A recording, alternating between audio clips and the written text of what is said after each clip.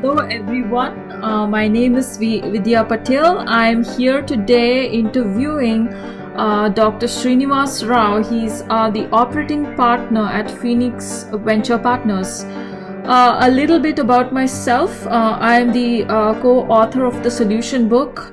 This is my second book, and I am working with the Harvard postdoc on innovation frameworks. We provide basically simple one-page templates to solve problems, whether these are related to your startup or your corporate job, or these can be your domestic problems, like let's say you're buying a home or you're making any decision about changing your children's school. So these we give due diligence tools. That's what the book is about, but it is a short book, like a pocket book, and we want to make it time efficient, so everything is concise. I met Dr. Srinivas Rao at an IIT startup pitch event, and I was amazed at his ideas on innovation, how innovation can be a lifestyle. Innovation is an approach to solving problem, and that's what he explained with multiple viewpoints. He has a great track record of engaging with projects in innovation, in startups, in senior management positions in corporations, like CEO, being a CEO and CTO, and now he's in the venture space as an operating partner at Phoenix Venture Partners. Most importantly, he's from Indian Institute of Technology, Madras. It's a premier institution in India, and he's in the mentoring circle for the IIT startups. So, Dr. Rao, welcome to the podcast. Thank you, Vidya. That was a mighty introduction, and I hope whoever listens to this presentation, if you will, also finds it overwhelmingly valuable. Thank you. Thank you so much. So on that positive note, I just want to start with my first question. Dr. Rao, the other day when we talked over the phone, you said innovation can be a part of life. It's a lifestyle. Can you just explain what you mean by that? That was like, I don't know, a life-changing statement you made, for me at least. So can you tell me a little bit about that? What did you mean when you said that? Sure. As I kind of grow up in the valley, obviously growth is never stunted or reduced in any way. Everybody is growing. I somehow get the impression as though when people talk about innovation as though it's something brand new, but the reality is innovation is in our blood. And innovation is actually a must-have to succeed in just ordinary day-to-day life. And as one reflects, every one of us can think about ways by which they improved whatever they were doing, maybe yesterday, a week ago, a month ago, and definitely over the years as we grow.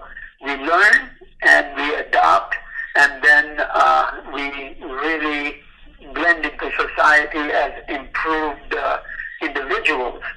Mm-hmm. So my expression of innovation being in our blood is really stands the value of time. When one reflects historically the growth of the species, the human beings, whether it be changes in climate, changes in, personal matters, we cope, and we then bring in ways to really circumvent the event and do much better. And so you can't take innovation out of the human being, if you will. Animals, on the other hand, because A, they don't think in the same constructive manner as human species, if you will.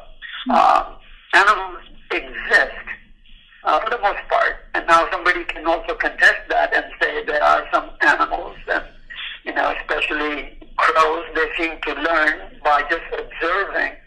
So instinctively, we all try to get better.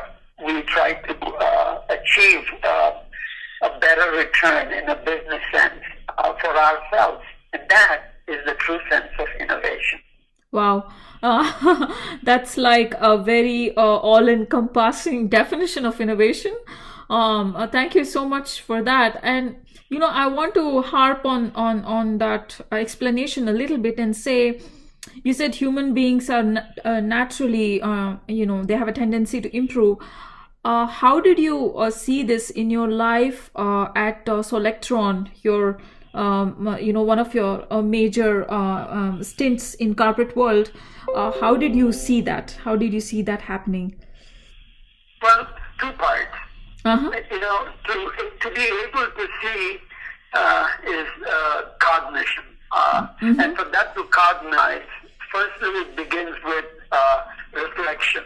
Have I seen it? Is what's happening real? Is there an opportunity? Is there some lessons in my backpack, for a lack of something better? Invariably, we humans carry the baggage, if you will, with us, very much honed on past experience.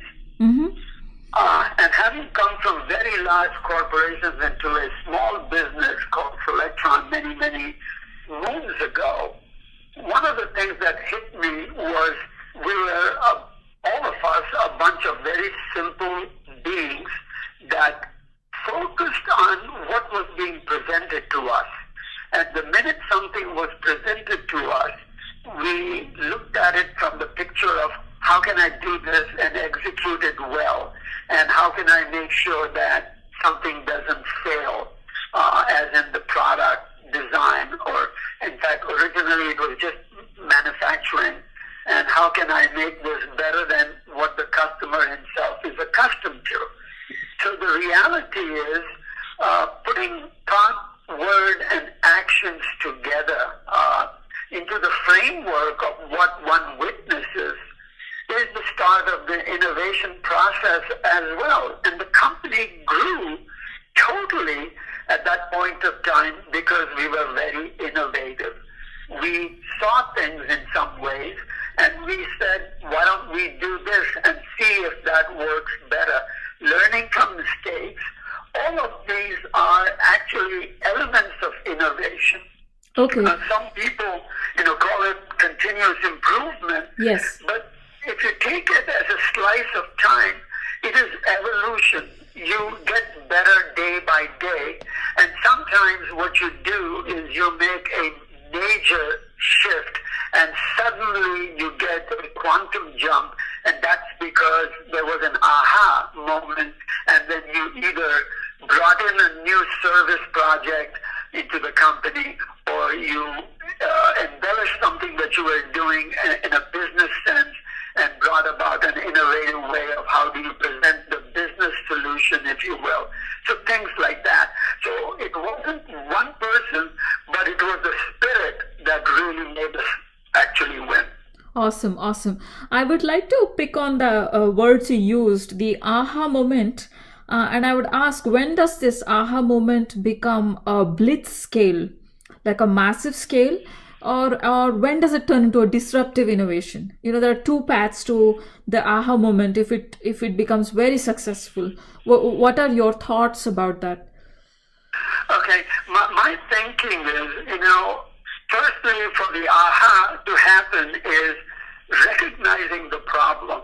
And invariably, everybody feels the pinch of a problem in day-to-day life, yes, business life, scientist life, but you just kind of work around and skirt around the issue. The aha moment is when you relate to what you are seeing or experiencing and saying, hey, if you only did this, it could be 10 times more effective, or possibly an improvement over a process that you have put in place that results in fewer defects or fewer issues or whatever that might be. So aha, to me, is the awakening that happens in the being, if you will. And Vidya, I must tell you something very relevant to this. I'm a very spiritual guy, and I always kind of reflect on what is happening in front of me, so that cognition of am I witnessing something? Is there something I could have done differently, but I'm just doing it as a rote process? So that awakening is really what drives, to me at least, the moment of transformation. And that is all very, very much in my psyche, my spirit, that says just doing the same old, you only get the same old result. Exactly.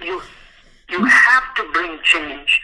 Change is the first cognition that there is something you got to do different, very spiritual. And you got to go back and whether you call it meditation or focus, and they are all switchable terms to me. One guy calls it, I'll meditate on it, and the other one says, let me put some thought behind it. But in essence, the focus and the internal feeling of there's got to be a better way. Awesome. Right? Awesome. Yes, definitely. So you're saying a continuous improvement can be perceived as evolution. And now you're tying it to mindfulness or conscious business. That's what zebra companies do. They're conscious in multiple ways. As of now, you spoke about productivity as being conscious of productivity, but there are multiple angles to it: sustainability and the long-term roadmap and so on and so forth. So I was listening to this talk by Jeff Bezos, and he is very customer focused, very mindful of customers in that sense, where there is a continuous improvement. What is your take on this? Being mindful about customer, being this customer centricity. Is it bad? Is it good? Or what's your take on that? So my first thing is, awareness is when you're mindful. If you're doing a job mindlessly, which is what a robot might do, then you get consistent results, but there is no essence to how could this be done better.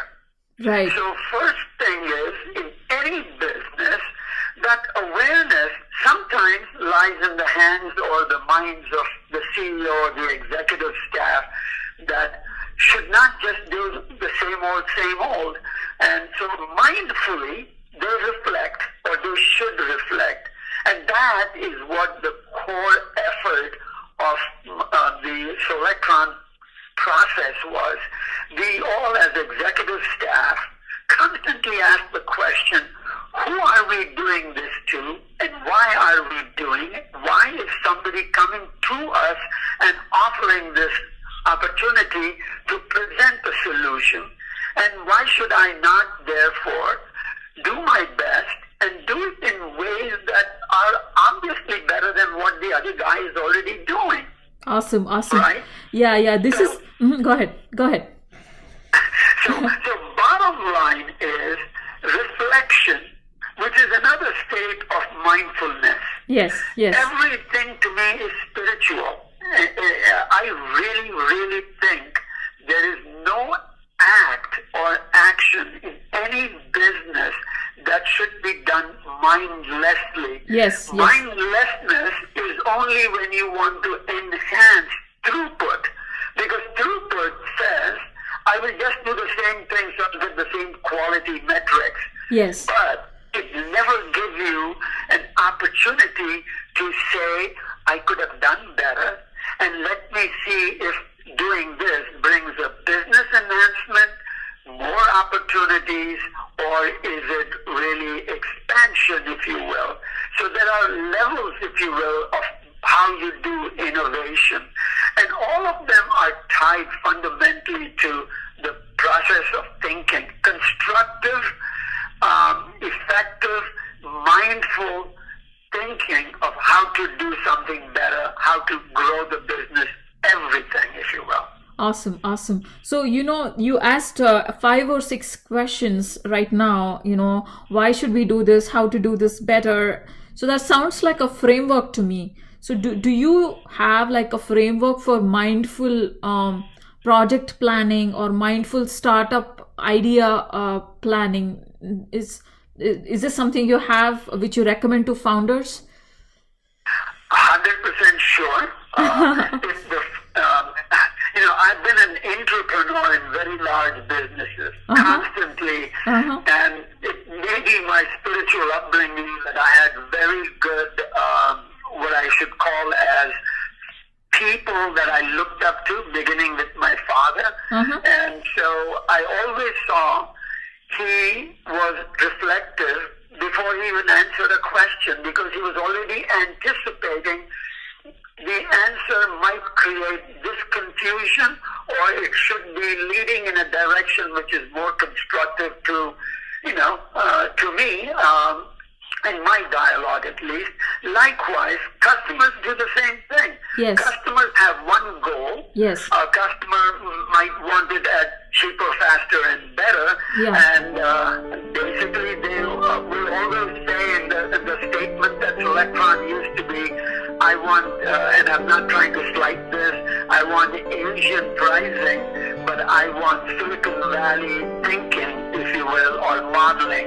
Yeah. And in essence, what they are saying is, I would like you to be able to put something in process for me, no matter where, but it should come out consistently of the highest quality. And it was no accident for a company like Electron to get all these awards that we got. But going back to your original statement, to me, innovation, while it's in our blood, what is important is to cultivate innovation and harness that energy and make it into a sustainable process. And to me, innovation could be a discipline.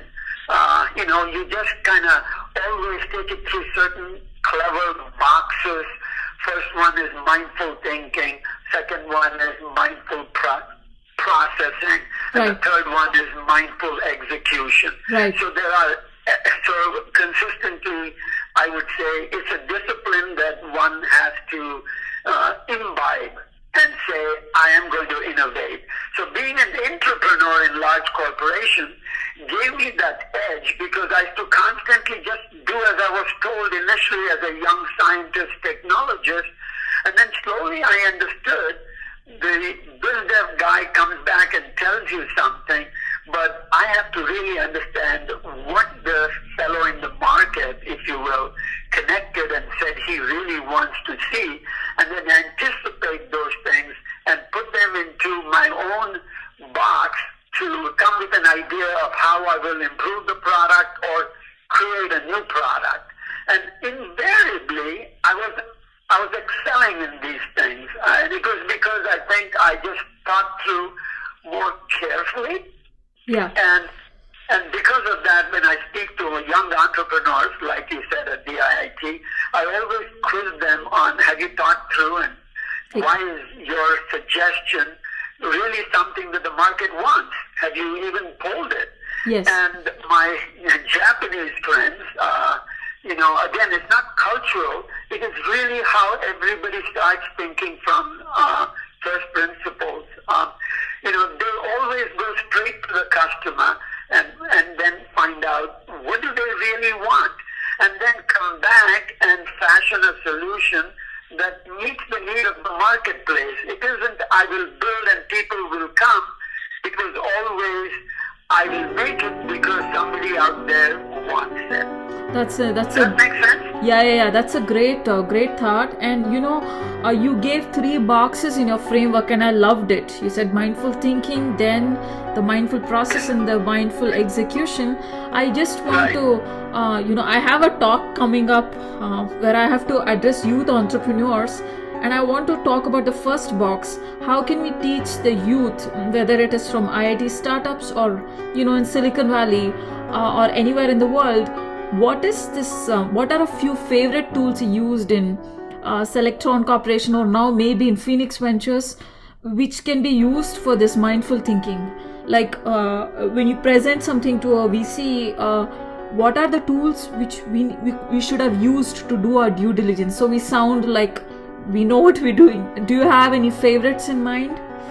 Well, I'm not going to give you a particular example, Because when you're learning, you're focused on the principles of what is being asked. Right. And then come with, okay, I'm going to put those principles into practice. First thing could be as simple as, being in Silicon Valley, everybody talks about technology. Yeah. The reality is, very few people want the technology. What they really want to have is a solution. Wow, So okay. Right? The technology is the underlying principle by which you cause an improvement. Yes. But your product really shows off that technology, and units, if you will, could be the bandwidth of operation. But technology should be flawlessly working between either that frequency range or the power level Yes. or, functional level. Because, like I said before, you can have the best network, but if that network fails at a certain level of performance, then you don't have quite a solution. You may have a partial solution. Okay. So when you look at projects, you have to look at the big picture Okay. and say, is this person thought through? So the discipline is one about anticipating issues. Has the person thought about what if? It could work, but it doesn't deliver fully. You can't create a partial solution. So what the Valley does, and very smart, they create a roadmap. And the roadmap could be, I will create a product that addresses this particular market space. Right. And then over time, maybe post-funding, adding more smart people to the project, I might come with a second-level product that will possibly address a mid-range solution. So what I look for in fellows that, tell me that they've thought something through, I want to hear, what are they targeting, right? And so that entire process of introspection, because it has to begin internally, but you can teach a person who is, relatively seeing the value of these things and then saying, yeah, this could not really address the entire market space, and I have to tone down my pitch to the VC, if you will, and clearly say, this is not an answer to everybody's problem, but this will address this market segment, and why this technology is so robust, and what will I do to eliminate possible failures, problems, if you will, things of that nature. And does that make sense to you, Vidya? Yeah, definitely. So you just described what are all the aspects a founder who's presenting to a VC, what are all the things they should be prepared for, and that's an amazing piece of advice. Most people do not understand the value of having the what if and the market segment, the target segment. Those two things, they're not clear. So I just want to ask you, how do you motivate them, or do you suggest any processes or practices for them to identify a target segment? What is the litmus test for the target segment? Because it's probably the most important number or metric for a founder or a VC or any innovator as such. So what is your suggestion or recommendation? Okay, I go back to what I said a few minutes ago. Right. There is the solution called I'll make it and people will buy. But what happens with that thought process is you'll make it, you'll keep it on your shelf, which is actually valueless inventory. And then finally the market wakes up and then they start buying it. But no VC. Actually, you can substitute VC with your corporate CEO, or two, it could be your friends. Right. Nobody is wanting it, right? VC is we don't just keep on reviewing projects after projects. What we're also saying is, as soon as we see a deal, and the deal is addressing a certain market, the next thing of interest is, hey, IP. IP actually is tied to technology. Is it something that is easy to manufacture, or is this technology something so superior that it really kind of flushes out the incumbent that is already, looking for cost reduction or whatever that might be, and you have an edge in performance. So what I would tell any founder is, that's why I would say there is youthful technology, which is somebody that has stumbled upon something and sees something in it, it's like the diamond in the rough or whatever, but that person is going to be able to, cleave it, polish it, embellish it, and then come back. So we coach them. I mean, no good VC will tell an entrepreneur this is no good.